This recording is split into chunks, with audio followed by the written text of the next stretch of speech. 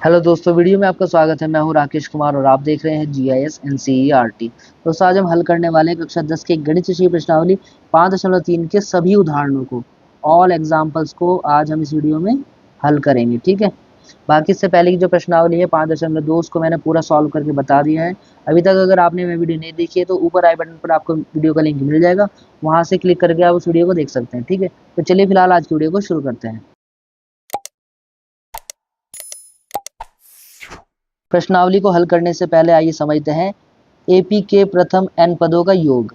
ये क्या होता है, देखिए इसमें हमारे पास कोई एपी होगी, उसके जितने भी पदों को आपको जोड़ना है उसको हम मान लेते हैं n पद।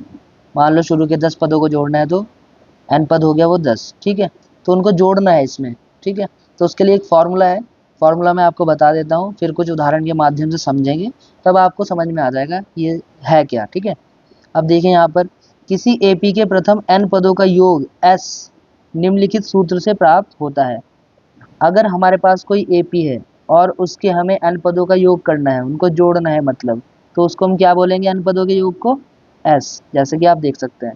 तो फॉर्मूला क्या बनता है s का, n/2 ब्रैकेट के अंदर 2a plus n minus 1 into D bracket close. ठीक है। तो ये एपी के n पदों का योग का फॉर्मूला बनता है। ठीक। इसको आप s की जगह पर आप एस एन भी कह सकते हैं। ठीक है। इसके अलावा एक फॉर्मूला और बनता है, एस का ही है ये भी, n/2 ब्रैकेट में a प्लस ए एन।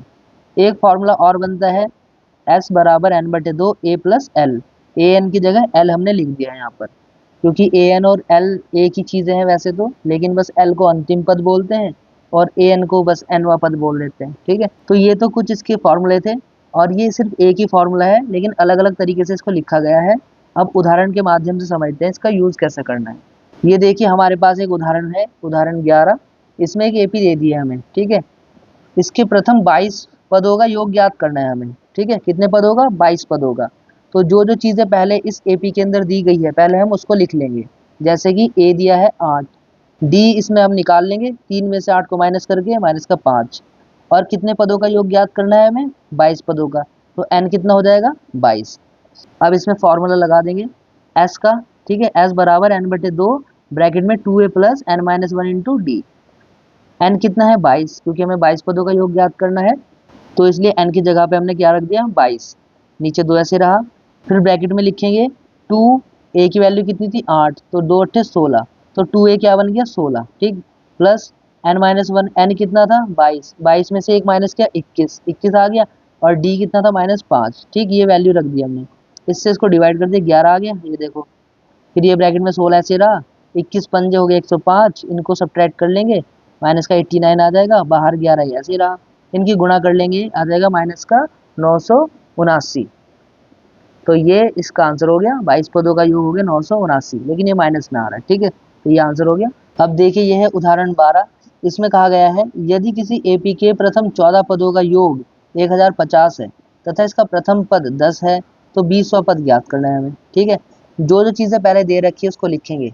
पहले यहाँ पर देखो आप, प्रथम 14 पदों का योग दिया है, यानी कि S14, 14 पदों का योग है ना, तो S14। अगर 10 पदों का योग होता तो S10। ठीक है। इस तरीके से हमने लिखा है इसको। तो कितना दिया है, 14 पदों का योग 1050। फिर ऐसे ही इसका प्रथम पद कितना है, 10, वो लिख दिया हमने। हमें कौन सा पद ज्ञात करना है, 20वां पद ज्ञात करना है, तो A20 ये हमें ज्ञात करना है। ठीक है। और n हमें कितना लिखना है, 14, क्योंकि देखो 14 पदों की बात हुई है, 14 पदों का योग इतना है, तो वहां तक ही हमें काम करना है। तो n बराबर हमें 14 दे दिया गया है क्वेश्चन के अंदर। ठीक है। तो अब हम Sn का फॉर्मूला लगा देंगे, क्योंकि Sn हमें दिया गया है। तो Sn का फॉर्मूला यही है, Sn बराबर n/2 ब्रैकेट में 2a प्लस, फिर ब्रैकेट के अंदर n माइनस 1 ब्रैकेट बंद, फिर d, फिर स्क्वायर ब्रैकेट भी बंद। तो ये फॉर्मूला हो गया आपके सामने। अब यहाँ पर वैल्यू पुट करते जाएंगे। Sn की वैल्यू ये रख दी, n की वैल्यू 14, 2a देखो, 2a, a कितना है, 10, तो 2 से मल्टीप्लाई करेंगे 20, n माइनस 1 यानी कि 14 माइनस 1 13, और ये d हमारे पास नहीं है तो 13d ही लिखना पड़ा। ठीक है। इतना काम कर दिया। इसके बाद हम क्या करेंगे, इसको इससे डिवाइड करेंगे, 7 आ जाएगा। ठीक है। 7 की गुणा इस 20 में करेंगे 140, 7 की गुणा इस 13 में करेंगे 91d, 1050 ऐसे रहेगा। ठीक। फिर अब हमने क्या किया, इस 140 को 1050 के पास लेके आएंगे तो ये माइनस हो जाएगा। इस तरीके से देखिए 1050 के पास आप ले आए 140 को और इधर बच गया 91D। तो इनको माइनस करेंगे तो 910 बच जाएगा, 91D ऐसे रहा, हमें डी निकालना है। 91 आ जाएगा 910 के नीचे। इस तरीके से डी बराबर 910 बटे 91 डिवाइड कर लेंगे तो आ जाएगा डी की वैल्यू 10। जैसा कि आप देख सकते हैं यहाँ पर भी 10 आ चुकी है वैल्यू। अब हमें ज्ञात क्या करना है, A20 भी ज्ञात करना है। तो A20 निकालने के लिए फॉर्मूला आपको पता ही है, अगर A20 निकालना है तो इसको क्या लिख सकते हैं, A प्लस 19D। ठीक है, तो वही काम हमने यहाँ पर कर दिया। A लिख दिया हमने 10 और 19 मतलब 20 में से एक जाएगा तो 19 ही बच गया, क्योंकि यहाँ पर इस तरीके से लिखा हुआ है, ऐसे करके लिखा हुआ है, तो मैंने डायरेक्ट ही लिख दिया। तो n-1 करेंगे तब भी वही 19 ही बचेगा, बात वही हो गई। ठीक है, तो आप डायरेक्ट भी लिख सकते हैं A कितना है 10 प्लस 19, D कितना है हमारे पास 10, तो 10 प्लस 190 हो गया, ये हो गया 200। तो ऐसे भी कर सकते हैं, ऐसे भी कर सकते हैं, कोई प्रॉब्लम नहीं है, इसका आंसर हो गया। ठीक है, अब देखिए यह है उदाहरण नंबर 13। इसमें एक एपी दे दी गई है और कहा है कि कितने पद लिए जाए इस एपी के ताकि उनको अगर जोड़े तो 78 हो जाए, यानी कि इसमें एन निकालना है। ठीक है, क्योंकि इसने कहा ना कितने पद लिए जाए, यानी कि एन कितने लिए जाए ताकि उन सबको जोड़ेंगे तो 78 हो जाएगा। ठीक है, तो इसके लिए आपको क्या करना है, जो जो चीज़ें गिवन है पहले उसको लिख लेंगे। जैसा कि यहाँ पर ए दिया गया है 24, डी निकाल लेंगे -3, और योग कितना है, एस एन कितना है 78 करना है। तो एन ज्ञात करना है हमें कि कितने पद ले हम यहाँ पर एन, ताकि सबको जोड़ने पर 78 आ जाए। तो फॉर्मूला लगा दिया हमने एस एन वाला, वैल्यू रख देंगे एस एन की। एन हमें नहीं पता है, इसको ऐसे छोड़ना है, नीचे 2 ऐसे रहेगा। फिर इधर 2a की जगह कितना आएगा 48, क्योंकि a की वैल्यू है 24, 2a करेंगे तो 48 हो जाएगा, 24 दूनी 48 प्लस n-1 इंटू डी कितना है -3। ठीक है, ये सब ऐसे रहेगा। अब देखिए अगली लाइन आप यहाँ से समझिए, इसको छोड़ दीजिए अभी। 78 की गुना करेंगे इस 2 में। ठीक है, 2 यहाँ पे भाग में, इधर जाके गुणा में हो गया, इधर बचा ऐसे 48, और इधर ही n-1 की गुणा -3 में करेंगे तो हो जाएगा माइनस का 3n और प्लस का 3।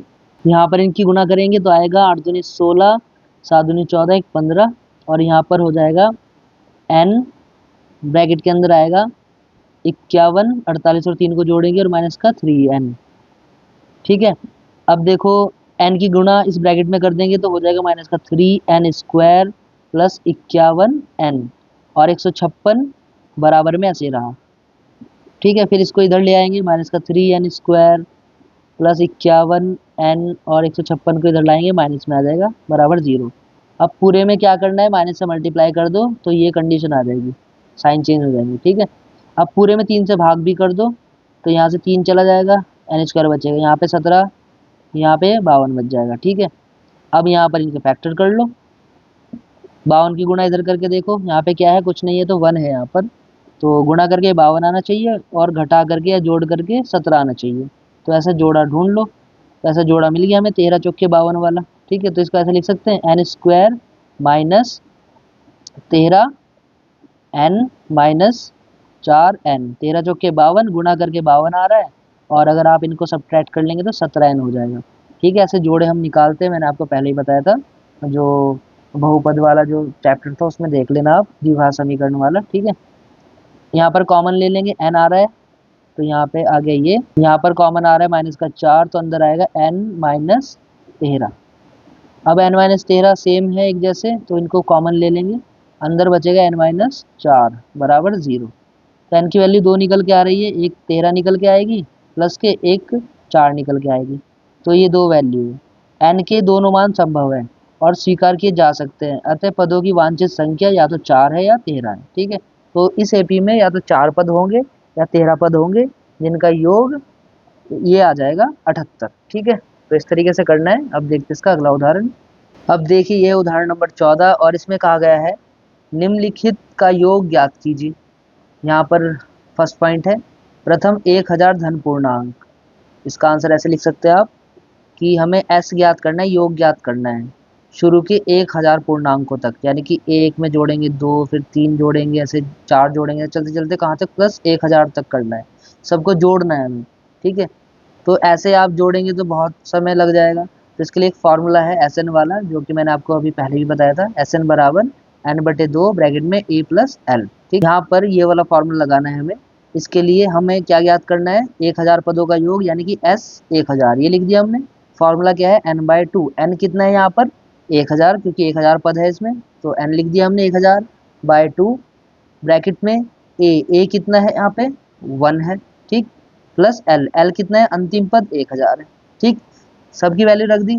इसको डिवाइड करेंगे 500 आ जाएगा, इनको जोड़ेंगे 1001 आएगा, गुणा करेंगे ये आ जाएगा आंसर। ठीक है, तो ऐसे करना है। ये आ गया प्रथम 1000 धन पूर्णांकों का योग। ठीक, अब सेकंड पॉइंट में कहा है कि प्रथम n धन पूर्णांक का योग ज्ञात करो। तो मान लीजिए Sn ज्ञात करना है हमें, क्योंकि इस बार हमें पद नहीं पता है ना कि कितने पद है, खाली बोल देंगे n पदों तक है, बस ज्ञात करो। तो पहला पद इसमें लिख लिया 1, आखिरी पद l लिख लिया n। फॉर्मूला वही लगाना है आपको फिर से, n/2, ठीक है, a प्लस l वाला।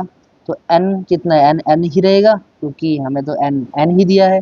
/2 नीचे ऐसे रहा, ब्रैकेट में a कितना है 1 और l कितना है n, वही वैल्यू रख दी। तो इस तरीके से फॉर्मूला बन जाएगा ये वाला, Sn बराबर n ब्रैकेट में n+1/2। ठीक है, इसको हम पलट के ऐसे भी लिख सकते हैं यहाँ पर 1 + n को n+1। तो फाइनली ये निकल के आया। अगर कितने भी आपको n धन पूर्णांकों का योग ज्ञात करना है तो आप ये वाला सूत्र लगाएंगे n+1/2। जैसे मैं कह दूं कि शुरू से लेके ऐसे ही आपको चलते चलते करना है 20 पदों का योग ज्ञात करना है, तो फॉर्मूला यही वाला लगेगा इसमें। ठीक, तो n क्या है 20, फिर n क्या है 20 + 1/2, तो 20 × 21/2, इसको डिवाइड कर लो तो आ जाएगा 210। तो फॉर्मूला यही वाला लगाना है। ठीक, अगर प्रथम n धन पूर्णांकों का योग कहे तो। ठीक है, यहाँ पे प्रथम का मतलब वो शुरू से ही शुरू होना चाहिए 1 2 3 करके, ऐसे नहीं कि शुरू में 5 आ गया फिर +7 आ गया, ऐसे तब नहीं लगेगा ये। तो प्रथम n धन पूर्णांकों का योग के लिए ही स्पेशली ये यूज होगा। ठीक है, अब देखिए एक उदाहरण और है, ये उदाहरण नंबर 15। इसमें कहा गया है संख्याओं की उस सूची के प्रथम 24 पदों का योग ज्ञात कीजिए जिसका nवां पद है ये। ठीक है, nवां पद ये दिया गया है। अब इसके शुरू के 24 पदों का योग हमें ज्ञात करना है। ठीक, तो सबसे पहले तो आप इससे एक AP बना सकते हैं, क्योंकि nवां पद है तो पहला पद निकाल सकते हैं, जहाँ पर n है वहाँ पे 1 रख दो इस तरीके से। ठीक है, 3 + 2n, n मतलब 1, 2 की मल्टीप्लाई 1 में करेंगे तो 2 ही हो जाएगा, तो ये निकल गया पहला पद।